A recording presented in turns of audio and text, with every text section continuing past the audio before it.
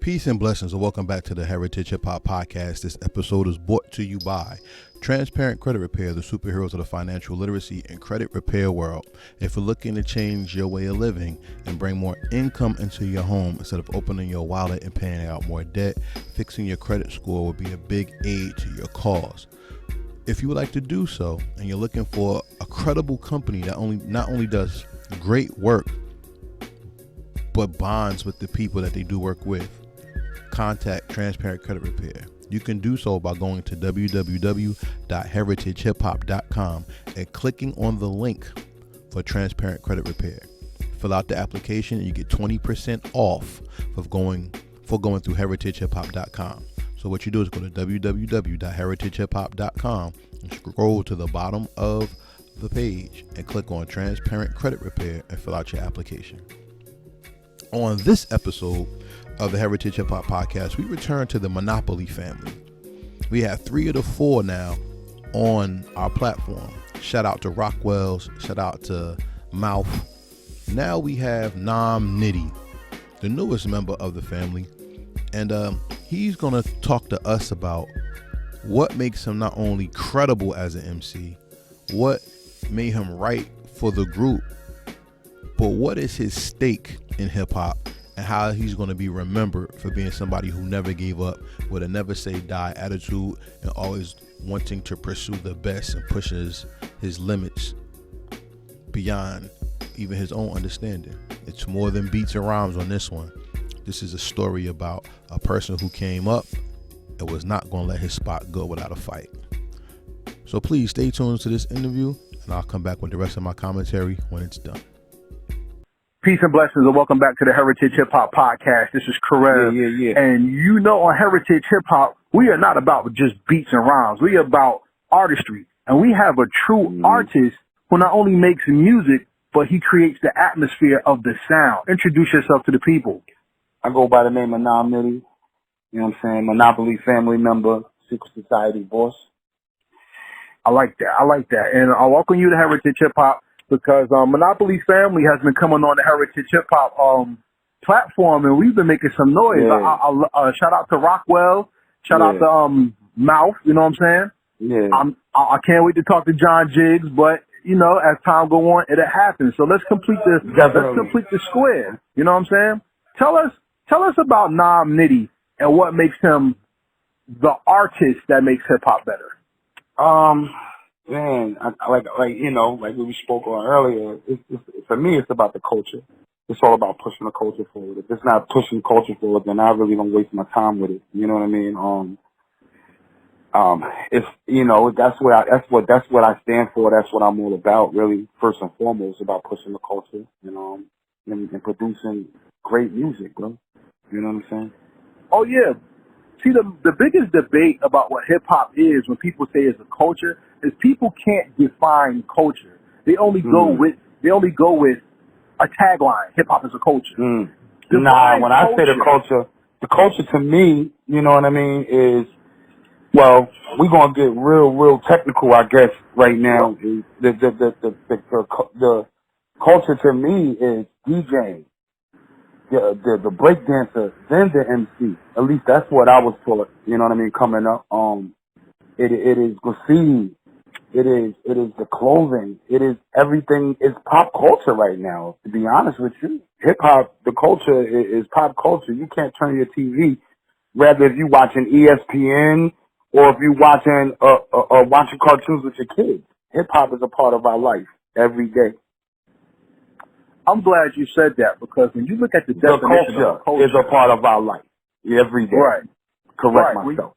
When you look at the definition of culture is anything that defines an arc or a movement history for a defined period of time. That's why you have the Renaissance culture. You have the Baroquean period, which is a culture. You also have food culture. I believe the Black Panthers was a culture also. Oh yeah, definitely. You know what I mean? I was actually doing a little research. You know what I'm saying? Like, I'm that type of guy. I do research, and you know, everything ain't all gangster, shoot 'em up, selling crack all day. But I found myself doing research on a couple of the key figures of the Black Panthers, Fred Hampton. Yes, I'm a grown man, and I'll sit here and say that I don't know the full story, or Carmichael. You know what I'm saying? Like, these people that are very significant to us. You know what I mean? I think that even the Black Panthers play a part in the hip hop culture as well. You know what I mean? I love the way that you said that, because I had this conversation with another rapper or MC in hip hop culture, and I said one of the MCs in hip hop that doesn't get respected enough is Malcolm X. And he looked at me sideways. I'm like, yo, Malcolm X was an MC. I mean, Muhammad Ali was one of the greatest MCs ever. You know what I'm saying? James Brown is the first, to me, one of the first true MCs. You know what I mean? We for all those who are learning by listening to this conversation, James Brown is the reason why you do your music on the one. Why you count your bars the way you count your bars. Right. James Brown is the reason we have bars. You understand? That word, that thing, that, you know what I mean? James Brown is the reason for that. So, you know, hip hop is, you know, the bebop culture. Jazz is another form of hip hop. Like, the way that they were putting it down. Hip hop, man, you know, I think that a lot of, like, I mentioned breakdancing earlier. You know what I mean? People think that Omarion and Chris Brown just started doing that shit out the wind. You know what I mean? Mm-hmm. Well, let's take it to another elevation, because I don't believe hip-hop started with James Brown. I believe hip-hop was present in the Torah. I believe hip-hop was present in Genesis. And let's break this down together, because you are an artist, and I want an artist perspective, okay? I believe hip-hop started with the first beat that you ever heard in your life. Do you remember the first beat you ever heard in your life? Well, that's the first rhyme. ABCD, ABCs is your first rhyme. First beat is the heartbeat. Exactly. But it wasn't your own. It was your mom's heartbeat. It was your mom's heartbeat. Whoa. So then that means hip-hop was present in your life from your inception. So that means that heartbeat was given to you. Hip-hop was given to you by the Most High. And if you listen to hip-hop music, the drum is what sets the pattern for it's like a heartbeat. It's the pattern of a heart. Like, you know, you can almost you can almost line a heartbeat up to any beat that you play. So, you know what I mean? For those who do the heart is the drum. You know what I mean? Right. So if the heart is the drum, then the heartbeat is the rhythm of your life. Yeah, so absolutely. Let's go another step further, though. When you make music, your goal is to create harmony. To harmonize means that you have multiple parts of music come together to make one purpose, one sound. Like for instance, I'm gonna bring something to the point. Like, I always say, I have three people that are top of my production, so to speak. These are the people that I look up to. You know, these are the inspirations. These are the people that I draw. If I have to sum up my style of producing, it can't be one person. It's more of a three thing. And one of those people is Puff Daddy, Sean Combs, and he never pushed a button at all. You know what I mean? From what I heard or from what I know, he never pushed anybody's MPC button or anything ever, or any keyboard or anything. But why I say him is because I think that besides the fact that I felt like he had a pulse, his music and his company, Bad Boy, was the pulse of New York. I just think that it just epitomized New York. You know what I mean? Puff is New York. His attitude, everything. You know what I mean? So his company embodied that. But like you was talking about rhythm and, you know what I mean? All dude ever wanted to do was make you dance. You know what I'm saying? And that's one of the things that I feel like, as far as me and my brand of quote unquote boom bap, I want to give you that head nod. You know what I mean? And like you said, it's got to be through the vibrations of the music. Fact. And to continue what you said through vibration is a form of harmony, because that's movement, that's rhythm, but it's birth as well. Now look at your body.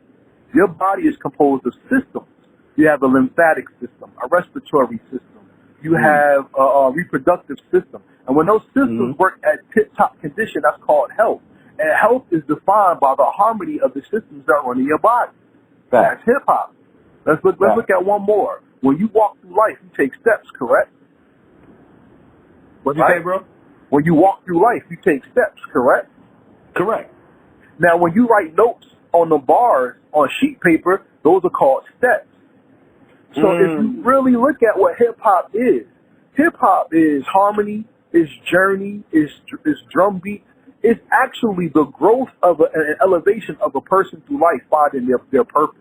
So if we look at what hip-hop truly is, and we look at the message of what God truly is, hip-hop is not a music. It's actually God's culture living within you. That's why we are his heritage, and why this is called heritage hip-hop. So salute to you for finding your purpose. Definitely. I mean, like I said, one of my favorite rappers is Tupac. He and a lot of people don't get that, especially being priding myself on being a lyricist. You know what I'm saying? Because mostly why he's my favorite is because of the feeling.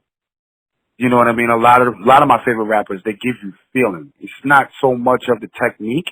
You know what I mean? Even though the technique is going to be the technique. You can't deny people with great technique, a la Eminem. You know what I'm saying? Like, but at the same time, I love the artists that give you that feeling. You know what I mean? But wait. I got to cut you off right there because we're not going to take this interview to other people. Let's focus on you because you give great feeling when you rhyme as well. Thank you, sir. That comes from, like I said, but that comes from my influences, bro. We all have influences, you know. But let me ask you something as an artist and an MC. Yes, sir. When it comes to today's hip-hop, people like vibes more than you like lyrics. But when you're a boom bap, especially a boom bap connoisseur and specialist, the vibe and the lyrics are the same thing. So then what makes Nitty bomb on a crowd? Is it the aggression? Or is it the aggression of the delivery? Or is it the touch of the bar that makes people not forget him? I like to think it's both of them. I like to craft my lyrics with both of them. You know what I mean? Like we just spoke earlier, like, I love those who give me that feeling, so I think I try to emulate the same. But at the same time, I understand that, you know, I'm one of those who appreciate the technique of this art form. You know what I'm saying? So I try to blend the both of them, you know? The ultimate technique is like a karate movie. It's like when you feel that elevation and you become another person outside of yourself because you mastered self. One part of mastering self as an MC is finding your voice. Where was your voice, and how did you come into the knowledge of it? Well, my voice, as far as, you know, me coming into myself, it really just took time. You know what I mean? Sometimes you have to go through life. You know what I mean? Life lessons and things that I've seen, things that I've experienced. Those are things that make up me. You know. What's fly about what you said is that this is why I give God so much credit over everything.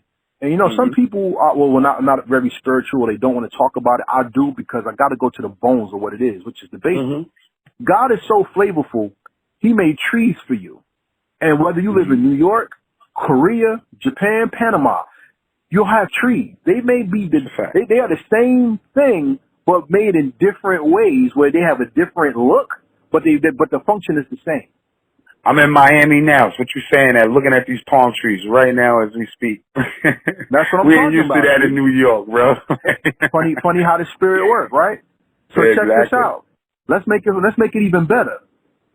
The Most High is so flavorful that he gave your hip hop to you in a way where people can relate to your story on different territories, but not also have the same sound.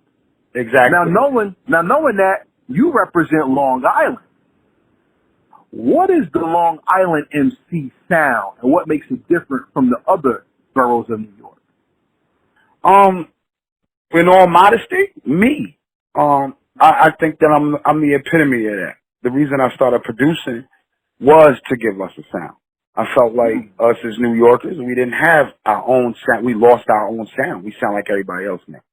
You know what I mean? People want to say that that's just the vibe of what right now is. Everybody's vibing to that type of vibe, or whatever the case may be, like you were saying earlier.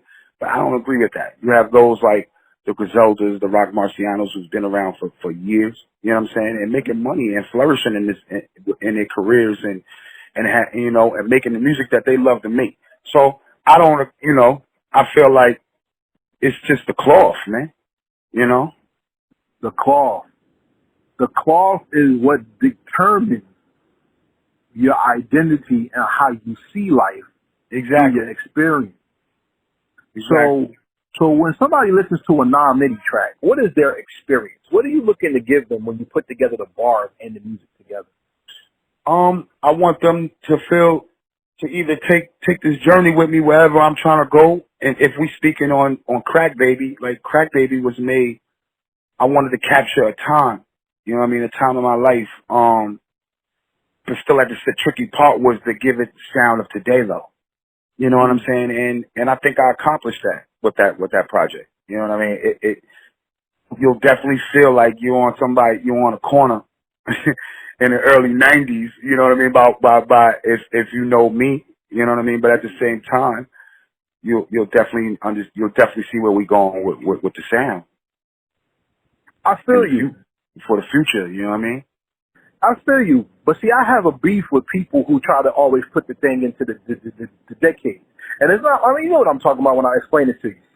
I don't believe there's no such thing as the golden era. I don't believe that.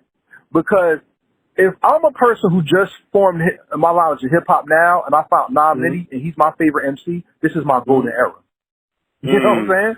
Nah, really though, like 50's one of my 50 run was a powerful run. Like, it's crazy you say that. Like, dude, like, you know, I watched the interview and 50 was saying that. Like, he kind of like shifts how I think. Like, I don't think I have favorite rappers no more. Even though I said Tupac was this, that, and the third, you know, it's just, you know, that's like the template. But I'm starting to feel like I don't have a favorite. I have favorite moments.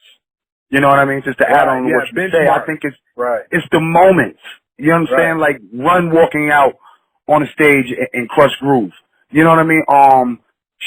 Hammer dancing across that stage in them little funny ass pants. It's the moments, bro. You know what I'm saying?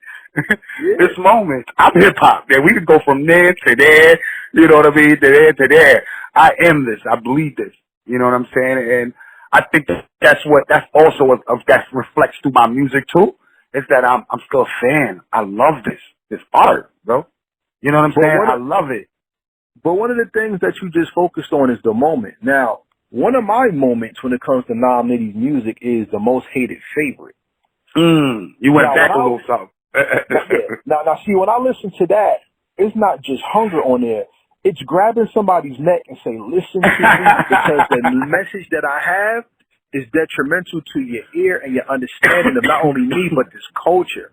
What was your goal when you made that project and you put it out to the world? I must say, this is my first, for all the listeners, this is my first time speaking to this brother. But you're a very educated, smart, attentive brother. I must say that, because you broke down a lot of things about that song that, not without knowing me personally. That song, I made that song, that song was really created because I felt like I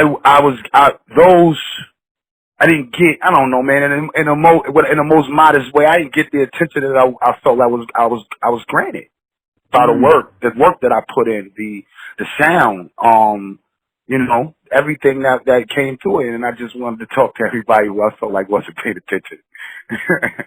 You know what? I like that you say that, because hip hop is the voice of the people who feel like they're not getting heard. You know? When we think about this culture, it was people getting tired of violence.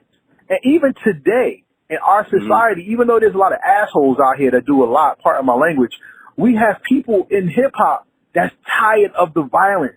And right now, we're coming through George Floyd, rest in peace. We're coming through Breonna Taylor, rest in peace. We're coming through so many people, and we're tired of the violence. And hip-hop is the voice of the people who are not getting heard, and the artist's responsibility by Nina Simone's admission is the artist's responsibility is to reflect the times they're living in with their music.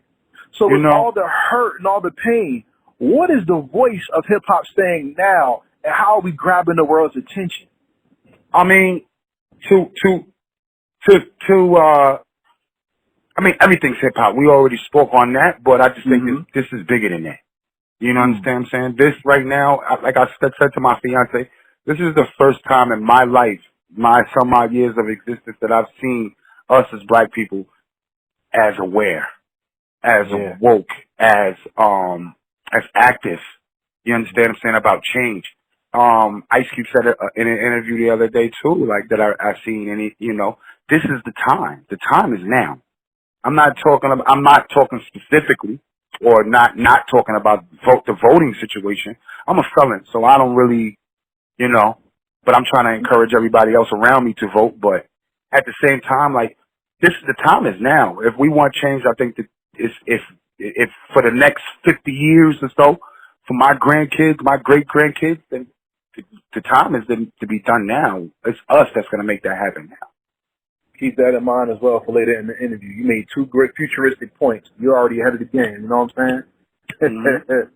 And I love that you said that, because at the end of the day, what we always say, hip hop is for the babies. And we used to say back in the day, each one teach one. They said, like they always say, like one thing we always got to keep in mind, all of us who partake in this culture, this shit was made. This shit came from nothing. You understand what I'm saying? It came, it was growth. Hip hop was birthed out of despair. Hip hop was birthed out of a blackout in New York City. That's right. It was birthed out of the big blackout of New York City in '77. You understand what I'm saying? Like, it came out of nothing. It came out of despair. It came out of, you know what I mean? I guess you could say in the times like times we living in now. You know what I mean? The struggle, the fight, the pain. It came from that. Mm-hmm. So let me ask you this. Being that hip-hop has taken pain and made it a global community, how does hip-hop police the community with its sound, not just its morals? I'm starting to come to a realization we have no control over that. We don't. As far as policing the sound, I mean, a lot of things wouldn't have made it through the door. I mean, I could say a lot of things, but I'm gonna be politically correct on your show. I don't want this to come back like a bad Twitter post. You know what I'm saying? But but not really though. We got those that's on top of the game that would never be able to live and that would never make it inside of the game. It's the game that we know. You understand what I'm saying? Or that those that are the top. I'm going to just put that like that without saying names. Those who are at the top of the game will get laughed out the door because they were a cornball. Yeah. You understand what I'm saying? Or because they just didn't fit that. They don't fit that. You know what I mean? Yeah. You have to come from that, like, once again, that word again, cloth. Top guy right now does not come from that cloth. He's just very talented. Mm-hmm. So. That's deep. I mean, I'm gonna continue what you said. Hip hop had a way of opening doors for people to get in where they fit in. Mm-hmm. One of the best things hip hop did was show the intelligence, the articulation, and the never say die attitude of the inner city child. Because while everybody was taking things away from them, the inner city child made a corporate business where now the dude from the street can get off the street and change his life. It made the nerd who couldn't really get the girls and all that use his smarts to make a business to show people how to make money in the community and come up. So with that knowledge, when people say hip hop saved my life, that was my next line to you. But go ahead. Honestly, I can tell you how the spirit works. It's more than hip hop being a way to make money. It was a way to make direction and get somebody's mind right, and also give them clarity within their sound. Absolutely. What is the gift Nitty gives in every project he creates? The gift that I give in every project that I create is the soul. You will definitely receive my soul in every project that has my name on the front of that. That's one thing that you can definitely count on. Dope hip hop, man. Just great hip hop, man. Like, when I say hip hop, I mean that in every sense of the word, bro. Like, I can't stress that more, because a lot of the shit that we love right now is not hip hop, man. I mean, it's a difference between rap and hip hop. You know what I'm saying? Rapping is what you do, but hip hop is the art of what you do. There's a lot of rappers with a lot of nice songs, or at least catchy songs on the radio right now. You know what I'm saying? But those are not MCs. You know what I'm saying? And I think that they need their own category. Yeah, true. You know, I said I wasn't gonna drop no names, but I'm gonna drop this, and I'm pretty sure you feel the same damn way. Post Malone should have not won a rap Grammy. Yes, I believe that. Or hip hop Grammy. Like, yes, bro, this is what I mean about. They need to be subgenres or something. You understand what I'm saying? They need to be subgenres. They can't be. There's no reason why somebody like Pusha T, who put out a great album, a great hip hop album, will get overlooked for somebody like Post Malone or, you know what I mean? Yeah, or whoever. I mean, that goes into a whole lot of other stuff, but I agree with you. Other politics, you know what I'm saying? But it'll make it'll cut the politics in half if y'all just give us some subgenres. It got subgenres for rock, even type of R&B, contemporary R&B, this type of R&B, that type of R&B, like, you know, hip hop needs that. I think Eric Sermon was the one I seen say that, like, we need that. We need subgenres because a lot of the shit that they consider hip hop is not hip hop to me. They're not MCs. You know what I'm saying? And that's what I guess that's the cloth that's the pedigree that I come from. That's what I look for. That's the shit that drives me and inspires me. But part of the pedigree of a man is his story. Let's go to the single "Hustler's Prayer." Talk to me about that, and what is your outreach with that song?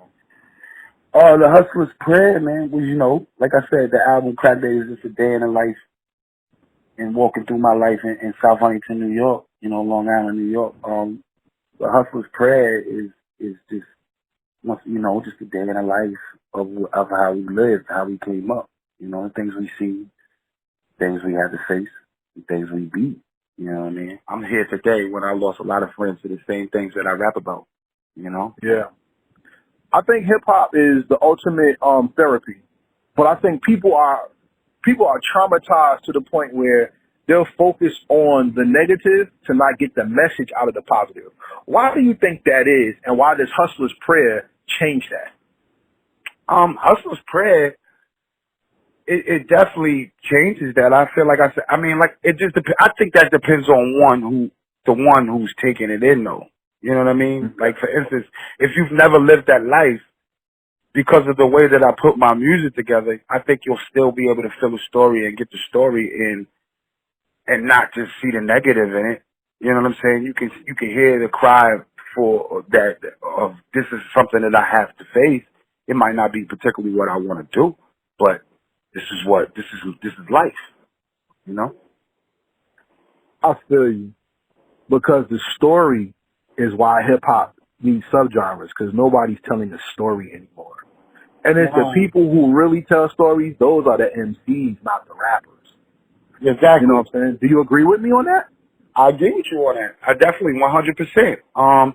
You turn on any radio station wherever you are right now, and 9 times out of 10, just listen to whatever song that's on the radio from any rapper that you playing. He's not telling you a story. He has a whole bunch of lines that rhyme together. He's not giving you, he's not trying to paint you a picture for you. And if he's painting a picture for you, that picture's very bland. Kindergarten. Yeah, bland. That shit is real, like, we can pull up, you can tell him to put his crayons away. Niggas is drawing with crayons. You know what I mean? KRS One said, the difference between a rapper and an MC is a rapper will rap lines to you, but an MC will rap about your life to you. Mm-hmm. That's what I think is missing in a lot of people's music. Once again, that goes into the Tupac influence. Like, that was Tupac. That's why he sold. To me, my personal thinking of it is that's why he sold. That's why he sold 5-10 million records, is because he could touch little Tommy in Nebraska. Little Tommy in Nebraska can feel his story, even though he's never lived a day in a life in no way of what Tupac felt or seen. Those are the MCs. That's what makes him an MC. I have these debates with rappers with other fellow rappers all the time about Tupac, about his MC credibility. You know what I mean? Because he wasn't giving you double syllables and yeah. I would love to have that conversation with you with some other people on our hip hop show, the Mike Council. For everybody Absolutely. listening, this is Karev from Heritage Hip Hop talking to Nitty, 1/4 of the Monopoly family. Yes, sir. Let's go back into something that you touched on because one thing you talked about was James Brown. And James Brown being the reason why Soul Brother #1 is where it is now. Mm-hmm. We got to talk about that track, Flame. The famous Flames. Oh, yeah. The Flames. The Flames. You know, the crazy shit about it, I was watching the James Brown movie when I was making that beat. Right? Nice. And Chadwick Boseman. I was making the James Brown movie when I made that beat. Yeah, rest in peace to Chad Boseman, man. You know what I mean? I'm watching that movie and shit, and it came on when he was doing that joint, and it brought, to be honest, it's like a two-pronged story. Like, then it brought me back to my childhood. Listen, I have to learn the name of this fucking song. It's the Heavy D song. You probably know it. The Heavy D song with the Man's World intro. It wasn't Man's World beat, but it was the intro that. I can't remember the hell the name of that song. I think it was on the Big Time album. Whatever. Okay. But it just took me back to that childhood. So I just grabbed that part, was playing with that part for a second, and next thing you know, that shit just came out the way it came out. But I was playing beats. We went to Virginia. We had a couple shows in Virginia, the DMV area and all of that shit. Me, John, Mouth, and on the road, and I'm playing beats for him, so we could do that song or, any song, for the crew, let people know that I'm along with the family or whatever. And I felt like I wasn't moving them. You know how you play songs with people and they not bobbing their head or, you know what I'm saying, or whatever. I didn't get the reaction I want. And the very next beat that I got home after we came back from doing the shows and shit. And I told myself I'm going to make a beat for us, you know what I mean? For us to do a little posse cut or whatever. And that was the first beat I made. I sent that shit to John. Like, John didn't even give me time to play for everybody else. You see, that's the thing. He sent that email out to everybody else as soon as I sent it to him. This is the one. Hey, like you said about how hip hop has that thing about it that moves the crowd, moves territory, moves people to really tell their story. We're talking James Brown and the essence of boom bap from the core of what it is. It don't get no better than that. It don't get no better than that. You know what I mean? And that's the crazy thing about it, though. I listen to Famous Flames, and it gives me that feeling of that era. Like you said, when we was talking about moments, I was gonna call it the golden era, but I'm gonna say that moment of the Jungle Brothers and the Tribe and the Day Lives, just that real, that boom bap hip hop, man. Just this hard beats and dope rhymes, man. Man, I love that song because that's one of the few songs that you can hear that takes you back to the essence of when people had groups and it was like, this is our identity and this is the sound we want to make. You know what I'm saying? Yes, sir. Yes, sir. That's why I love that song. And I want to actually push that song on the Heritage Hip Hop playlist because I think that song needs to be heard everywhere, not just somewhere. You know what I'm saying? I'd appreciate that, man. Yeah, they definitely need to check that out, man. Y'all can get that Crack Baby everywhere on all digital platforms. And I got the hard copies on Bandcamp. Hit me up on Bandcamp. You can place your orders there. I also got the dope. I got my own clothing line. You know what I'm saying? 11746. You can also order some of that on there. You know what I mean? We're trying to do a little bit of everything. You know what I mean? Check them videos. You pushed that. Check them videos out. I got a couple videos out from the Crack Baby. Hustler's Prayer. A couple of videos on there. The Purple Tape video, Make It Sing. You know what I mean? Got a little bit of everything on there. I mean, just trying to corner every market, man. I produce every beat. You know what I'm saying? I do all my videos, majority of them. You know what I mean? Me and my lady, me and my fiance, that's my co-director. Well, salute to you and salute to the fiance because you put her out there. We're going to say, fiance, miss, I don't know your name, but I'm going to tell you, miss, you are the shit. And we're going to keep them moving because the product is dope, all right? Let's put it out there now. Claudia is the shit. She is the shit. Hey, like I said, man, look, this is Heritage Hip Hop. We don't rock dicks, partner. I mean, that's what people do out here. You got to be hot for people to say something. You know what I'm saying? You gotta have something new right now. No, all you have to do is support the heritage that and the value what God gave you, and you're gonna make greatness. No matter if you get one spin or a million spins, you got that, and you build on it. And we want people to build with you and listen to more of your music. So, this is that crack, baby. I'm trying to get this shit in everybody's house. I'm trying to get everybody addicted. I need everybody's mama to put this shit, be sneaking around talking about they don't got it. This is crack, baby. This is that crack. You know what I'm saying? Like, I want everybody to feel like they can't, like Pookie after they hear this motherfucker.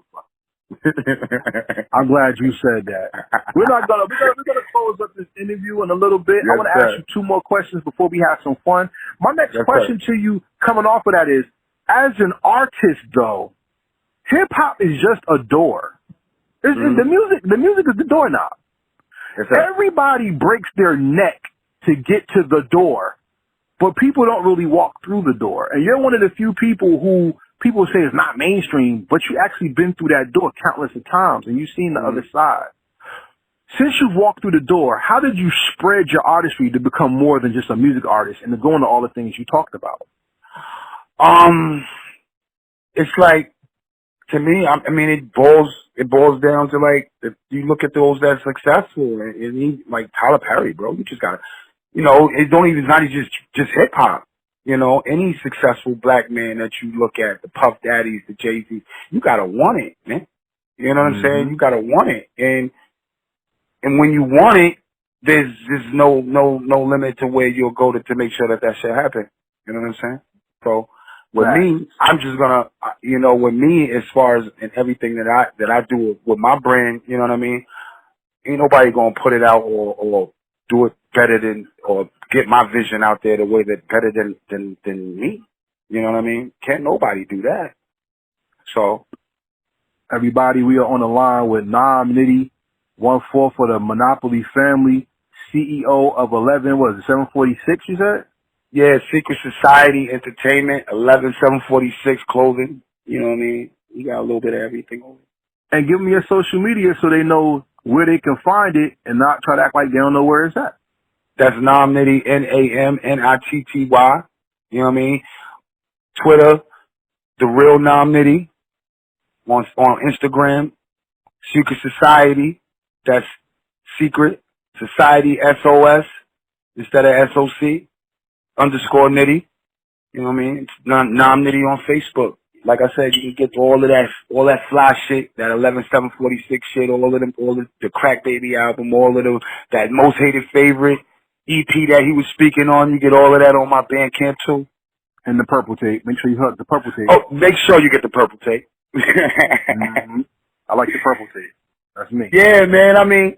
The Purple Tape, to speak on that real quickly, you know what I mean? That was just me just paying homage to an album that got me through a lot of times, man. Like, I remember getting the album and sitting in and trapped in the worst spots, you know what I'm saying? But with the headphones on and just blocking the world out and feeling like I was right there with Ray. I felt like Ray at the time at that time in my life, he was speaking how I was living. Like, that album, to me, is the best hip hop album ever created.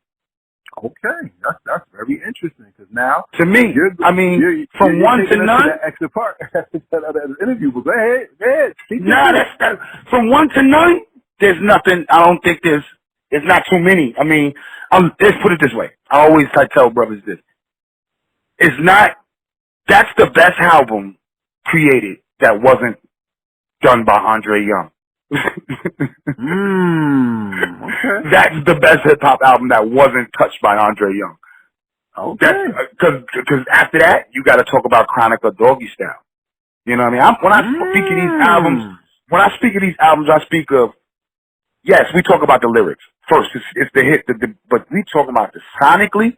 First of all, Dr. Dre, you'll never hear a more sonically clearer, with more clarity hip-hop album from anybody else or any producer anywhere else. Fact. No one. In particular, Doggy Style. That is the most sonically clearest, bro, that's like satin. That's the satin of hip-hop. That's satin. That's like putting satin or satin drawers on or something. Like that's what that is. Even though you might be irritated, you know what I mean, depending on what coast you're from or whatever. You know what I'm saying? Right. It depends, you know what I'm saying? It depends on how it ride up on you, pause. But like, but now that cloth with that album is satin. But the purple tape though, the purple tape is like a holy grail type of thing. Like that thing, like I said, like that thing right there is like, it touches everything. That's culture in one tape. You know what I'm saying? Let's make Like, sure Raekwon hears this interview. Everybody said it. that's culture in one tape. The lyrics, first of all, like the boys used to call what they called it. They called them darts. You know what I'm saying? So them shits was, or swords. You know what I'm saying? Them shits, they, first of all, we already know what Ghostface, we know what the careers went on to do. You know what I'm saying? Ghostface put out his own remarkable joints, but like the co-stars, man, on that joint, like that shit was remarkable, man. I could talk about that album all night, bro. From song to song. You know what I'm saying? This is the 25th year anniversary of that shit too. Like, true. I am showing my age a little bit, but I don't give a fuck. Hey, that's bro, I was there when it first dropped too. What you saying? It's all good. You know what I mean? But you kind of jumped the gun because that's part of what we ask in the second part of the interview. But before we get there, everybody, this is Karev with Nitty of the Monopoly family. Go stream his music everywhere. But if you like what you heard on the stream, Heritage Hip Hop does not believe in streaming. We believe in buying. So purchase the music. Purchase the clothes. Because that's right. Purchase because if you purchase, not only are you sewing into the artist, but you're guaranteeing yourself more music from an artist that you love. So don't just stream, and more importantly, if you stream, say something. We had a catastrophic event. We got Corona going on right now. What if the internet went down and we had no more internet? If you stream, you ain't got no Nitty. You don't have any music. You don't have no Nitty. Let's be specific now, bro. They don't got no Nitty. That's right. So you got to make sure you buy it so you have it. Because I bought the music. I got the joint. So make sure that's how I can put on my playlist. We don't believe in thieving. We believe in making it even and paying. So with that being said, it's time for the rapid fire questions. Are you ready for those questions? Let's get it. The rapid fire questions are not yes, no questions. These are questions that show your depth of the music and your purpose within the culture. Now you already, I think you kind of answered two of the questions already, but I'm asking anyway for the sake of, for the sake of. I might have, you know, we love this, like you said earlier, it's moments. I might have another moment. You know what I'm saying? So check this out. The first question is, what song or album from another artist's catalog perfectly describes you? Perfectly describes me. Get Rich or Die Trying. Yeah, I didn't think you would say that. Okay. 50 Cent. Nah, I looked at that. I know the movie ain't 100%, but I like to think that our lives is a lot of parallel in a lot of ways. I was one of the, you know, starting from the top. My mother was on drugs. My mother was one of the only females in my neighborhood, on my blocks, selling crack. You understand what I'm saying? And I come from that era, that same era. You know what I mean? So, you know what I mean? So, with that being said, like, my mother was one of, you know, it's parallel in that same sense. I was one of the young niggas. I had to get out and get money myself. You understand what I'm saying? My grandmother and my grandfather was taking care of me, and they couldn't afford Jordans. They weren't paying for Jordans. So I had to get out and get that myself. You know what I mean? At 15, 14 years old. So that's parallel in that sense. I did beef with older niggas. You know what I'm saying? Those niggas around my way and all of that shit. You know what I mean? That's parallel with his story. So it's a lot of things that's parallel. And once again, Dr. Dre connection with that album. I also think that that's probably a top 10 album in hip hop history, period. That's a great, as far as gangster music, if you want to put a subgenre on it or whatever, that's definitely top 5.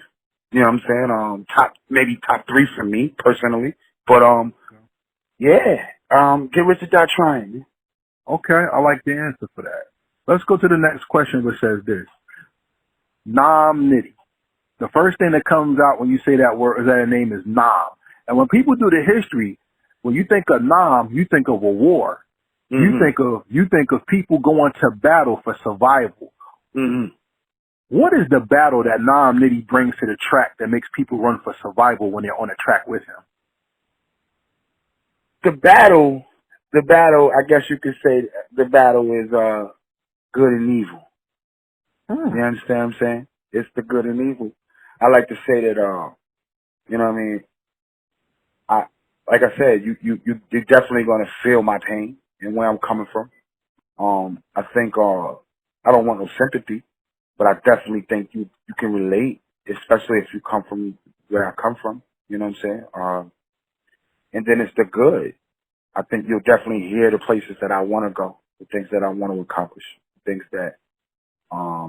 things I want to do in my life, with others' lives. You know what I'm saying? Even with those that's listening, even with the listeners' lives. Like, you know, I hold responsibility with that too. You know what I'm saying? To some of that, I want to say their lives, or at least the taste of the music that they taking in. You know what I mean? I hold very much responsibility for that. You know, so. Okay, so when we talk about responsibility, hip hop is known for being the voice of society and the people, but hip hop has not touched every subject. What is the song you're waiting to hear hip hop make that hasn't been made yet? I don't think we've touched every subject, but we've touched a lot. One of the subjects we could touch. I think we can really take a serious stab at what's going on right now. The current climate of the social injustice and everything. Like, when I say a real stab, you know what I mean? Like, I love Nipsey's fuck Donald Trump, but I just think that they didn't, rest in peace to that man, that's a fact. But the fact that the aggressiveness you're not gonna take it as serious. I hate to come back to this man again, but Tupac would make a song that would make you big. I think that everybody, God rest his soul, if he was here, he would make a song that everybody, it wouldn't be as aggressive, but it would be aggressive. You understand what I'm saying? Mastering of emotions. Right. You know, for instance, there was a lot of things that they said in that song. I was surprised by the things that, from the message that I got from YG. You know what I mean? And being from somebody who's probably just watching from a general standpoint, but like, you know, there was a lot of things, but the aggressiveness and I guess the F Donald Trump standpoint of, you know, using the F word, the F bomb, as much as it did, it's gonna, it's not gonna touch those that, a lot of people that it should. You know what I'm saying? Because that was a really dope song and it was a powerful song. And it should have touched everybody. Shout out to the movement. So let's talk about your knowledge of hip hop. Now, one thing I like, and with your songs have definite, hold on for 1 second, we got fire trucks going through. Nitty is the shit. He had fire. We got fire trucks. We live, y'all. This let you know this shit live. This shit is for real. Yeah. Look, we got, they going crazy on this block. Yeah, no idea. Wait a second. See that? Nitty out. Where you at? Where you at? We at East Orange, New Jersey.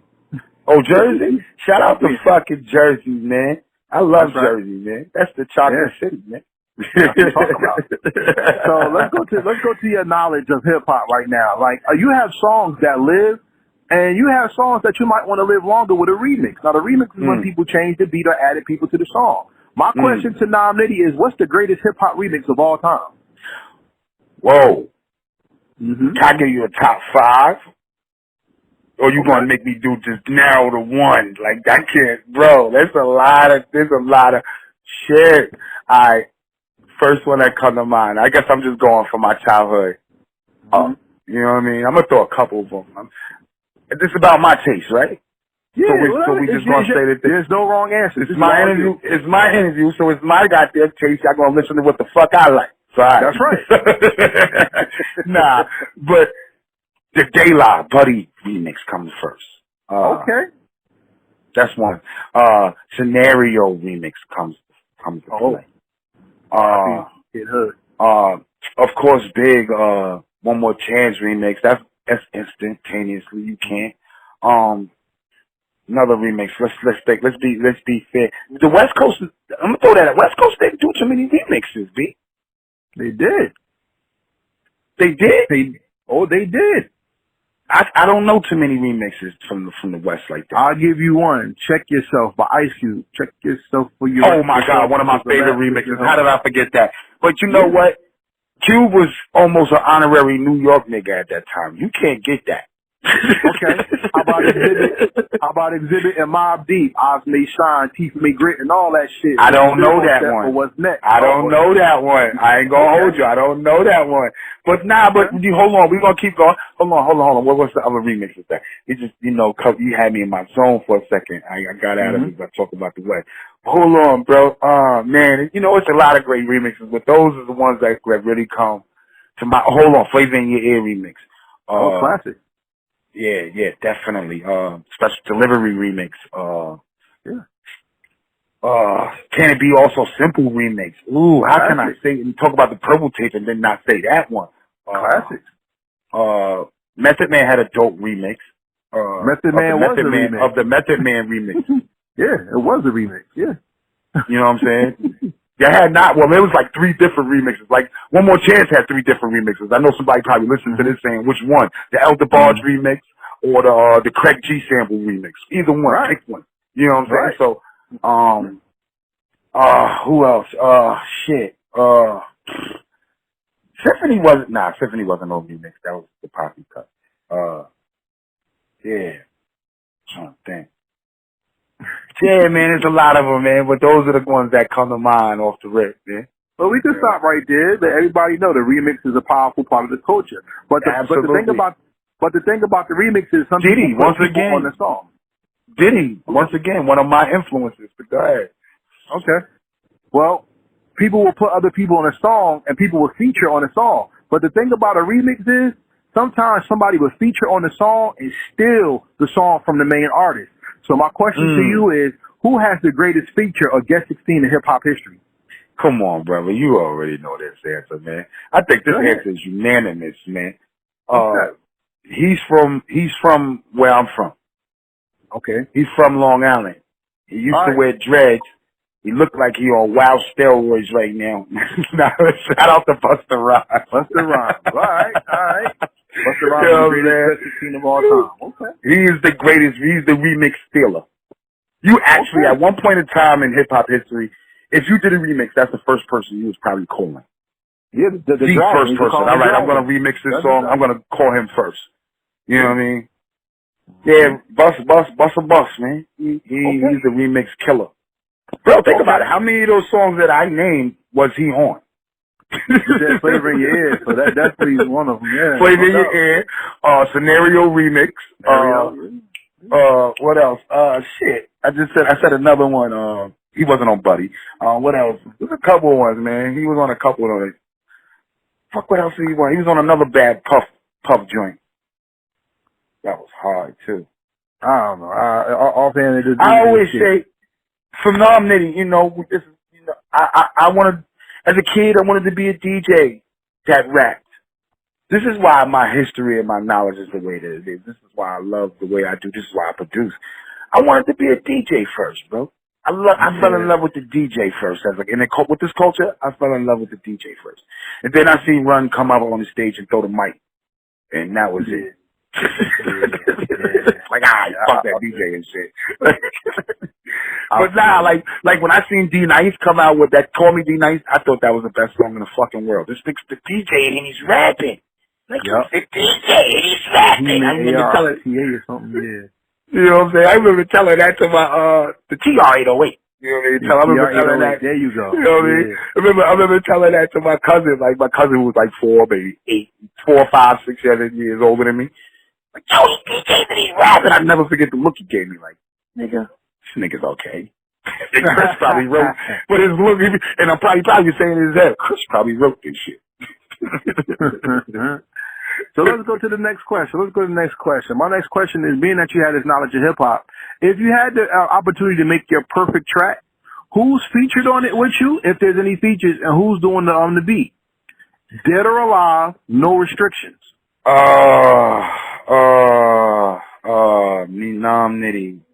Nitty.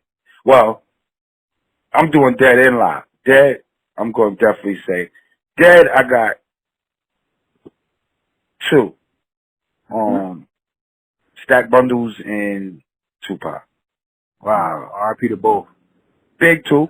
You know what I'm saying? I can't. Big two. You know what I mean? As far as you can't without, you know. But, Redman too. Redman, Living. Redman, 50. 50, Redman. In two separate songs. Two different vibes. Redman, 50. A couple. You know what I mean? But right now, those are the two that come to mind. Who's doing the beat? Those are dreams, I guess you could say. Those are the two rappers that influenced me the most in throughout my whole career. I definitely have to say those three rappers, Tupac, Redman, and 50 Cent, influenced me the most. But as far as producers, I always tell people I will literally give you my left arm.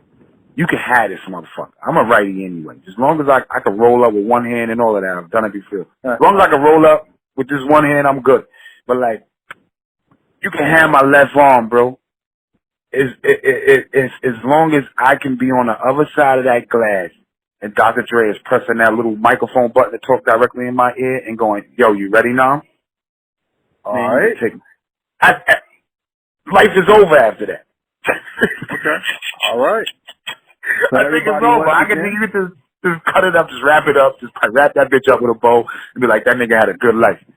But that's a dream of mine. You know what I'm saying? Once again, Karev is here with Nitty talking that hip hop. So we're going to come to the final question of this interview. It was an honor getting to talk to you. Thank you for giving me the opportunity. Pleasure. Thank you for having me, brother. I appreciate you, man. So the final question of the first interview, which means we have an open door policy. We're not on that. You got to be hot stuff. Like I said, we respect the culture enough to know that as long as you have a story, you have a platform to tell your story on, and that's heritage hip hop. So the final question of the interview is this: 500 years from now, you're not going to be walking the planet. Before we finish, maybe say may the Most High bless you and all your loved ones, because the Corona. Shit, I want to live forever now. But go ahead. Yeah, I feel you.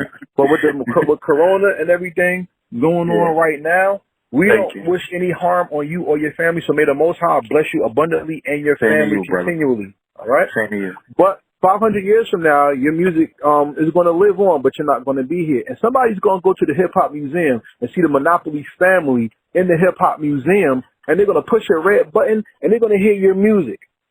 My question to you, as the most important question of this interview, or your first interview, is this. Because they hear your music and you're introduced to a new generation who will hear your music, what is the legacy that you leave on the world that made it better because you did music?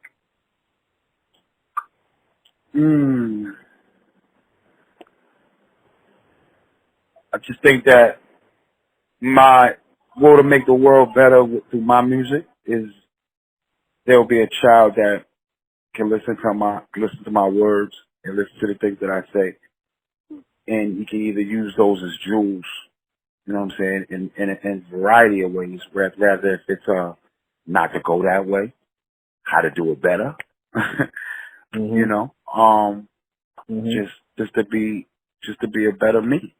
You know what I mean? Be a better them.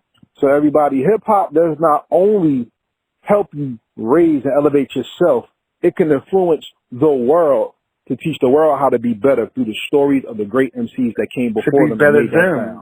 To be the better them that they can be. You know what I mean? I think that my music inspires, I would love for my music to inspire all to be the better them, to be the better you. You know what I mean? You listen to that and it makes you want to jump up and be a better you, to be a richer you, to be a smarter you, to be, you know, to be the bigger you. Word. And life is all about growth, you know? Even better. that was the perfect way to end it. Life is all about growth. And with that being said, this is Karev from Heritage Hip Hop with the artist MC Nitty. And we say peace. And we out. Peace. Nitty is a name that you should remember because not only does he go hard in making great music, line for line, rhyme for rhyme, but he makes sure he puts his stamp and his artwork and on his clothing line. So make sure you go check out his work, because that's what real hip hop is all about. Expression, entrepreneurship, being an owner, not somebody looking to be owned. Salute to the Monopoly family. Hey, John Jiggs, we waiting for you to come down now. Come on now. We want the full family on here on Heritage Hip Hop. To everybody out there listening, thank you for supporting Heritage Hip Hop Podcast. We support people and not playlists. Though we make our own, it is the stories of the MCs that make the music that much more worthwhile to listen to and makes the sound better and give it more quality. Salute to everybody that helps makes this thing possible. Before we get out of here, let's do our shout outs. First, shouting out ourselves. Please subscribe to www.heritagehiphop.com for more great interviews and free music. Heritage Hip Hop on YouTube to see our past interviews. And we are available on Apple Podcasts, Spotify, and anywhere you get your podcast. Also, we'd like to say thank you to Transparent Credit Repair for helping to change people's lives. Remember, Transparent Credit Repair not only changes the way you receive your money, but the way you value your money. By fixing your credit score, you can change your life. So go to www.heritagehiphop.com and click on Transparent Credit Repair, fill out the form, and receive 20% off of all services given. We'd like to give a shout out to Fatty's Place. Our man BQ is going through a life change, and we want to give him a shout out. Get well, B. We're eagerly waiting for you to return. Shout out to Lex Diamonds. You can go to Lex P on YouTube and see the sports podcast that he has out right now. Diamonds Entertainment LLC is making moves into the sports arena. We ask that you support. Shout out to Fire Jaws, our resident MC that has new music coming out, but he's also a marketer and promoter. So check out Wildfire Marketing, check out Fire Jaws on Instagram, and if there's something that you want to move, talk to him. That's the man to talk to. Shout out to the Goodfellas TV. We have the Goodfellas recap that airs every week on Facebook, on the Goodfellas page, and on the Tommy Guns YouTube page as well. Shout out to Tommy Guns, Dav the photographer, AEP_presents on Facebook, DJ Big A, the Big A Show on AHDAYAR, that's IDR on YouTube, and Shy Montana, Goodfellas TV, the Goodfellas recap, out now. Check it out. And more importantly, the people who make Heritage Hip Hop possible is you. We are God's heritage. That means hip hop is the heritage of God as well. So we are Heritage Hip Hop because we celebrate where we come from, who we are, and our culture and sound. We are more than music. So to everybody out there listening to this, we thank you. Look for more great podcasts. Look for more great interviews, because we have West Coast legends, and hopefully we have a premier Detroit MC coming. And if you know how much I like hip hop, you know that would be a special one. So to everybody out there listening, we say peace, thank you, stay safe, vote, and we out.